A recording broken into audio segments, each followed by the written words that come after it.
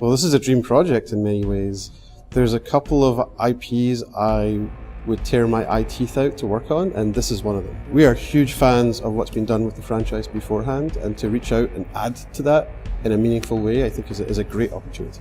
It's basically Batman's worst nightmare. We have 8 of the best assassins in the world who've come together to Gotham City for one night, Christmas Eve of all nights, right? To kill the Bat. He's gonna have to transition from this, rougher around the edges, less polished, younger Batman to the well-oiled machine that we know from Arkham City and Arkham Asylum. Because keep in mind, up until now, he's been dealing with the Maronis and the Falcones, the mob bosses and the petty criminals.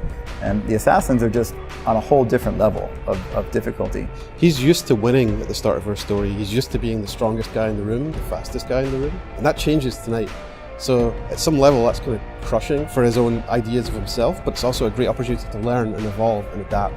There's a level of emotion that comes to that, there's a level of character growth, and there's a level of mechanical growth for the character too. This guy makes mistakes. He makes mistakes, not necessarily all the time. He's not walking through doorways and trapping his cape in them, but he makes awesome mistakes, for example, by pushing things too far, for interrogating a suspect, but choking him during the interrogation, and he passes out. I think the real value of having this game set in the prequel territory is we know where things are going to end up. We've aimed to make our story very consistent with the other games and definitely add value to those characters. A writer I worked with before, he said that every time there's a crack in storytelling between what was this character like here and why was he like this over there, when you fill in that crack, it's a revelation for people. We have to be careful because there are some things we haven't told you which tie into the name.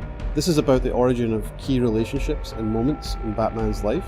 We're not telling the story of Batman's beginning. We're not telling the story of the beginning of Arkham Asylum. We're telling the story of the many various and important relationships that play out through the other 2 games. So we wanted to look at the Batman and Alfred relationship in a different way to make it more relatable. We set it in a way that Batman sees Alfred as this sort of extension of the darkest time, the darkest thing in his life. He sees Alfred as an extension of the death of his parents, because Alfred's been around since when his parents were around, and sort of as an overbearing parental figure. And Alfred, for his part, sees Batman as this spoiled kid who's squandering his parents' wealth on these nightly escapades.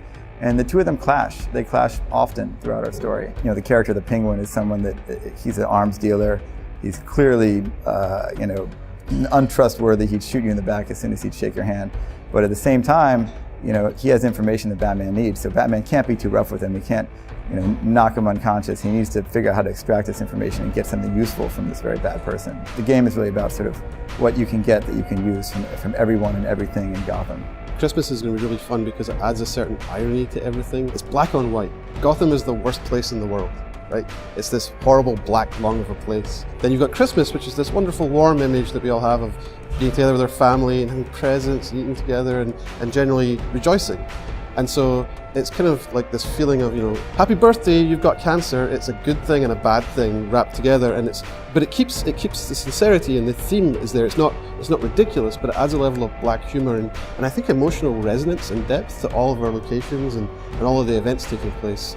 The main inspiration for Arkham Origins is the comic book series Legends of the Dark Knight. It's a series that started in 1989 and followed in the wake of a big trend of going back in time to examine early career years. And I think it was started primarily from Batman Year One. Legends of the Dark Knight represented really important stories for the Batman mythology because every time Batman met someone or encountered some idea in the world, for example the Venom drug, it was the first time he'd ever run across it rather than the 80th time he'd run across it. I'd add to that there are quite a few other comics that we read, and especially he mentioned Year One, which is seminal and really brought a lot to our story. I think we're also heavily inspired by what was done before in the previous 2 Arkham games, and we want to continue that great work, specifically building on a lot of the themes that they developed in the Arkham games. The theme of law versus justice being a big one, especially in Arkham City, where Batman is this character who doesn't follow the law. Every time he leaves the house, he's breaking the law because he's a vigilante, right? In our game, he has to decide whether he is going to actually follow and adhere to the law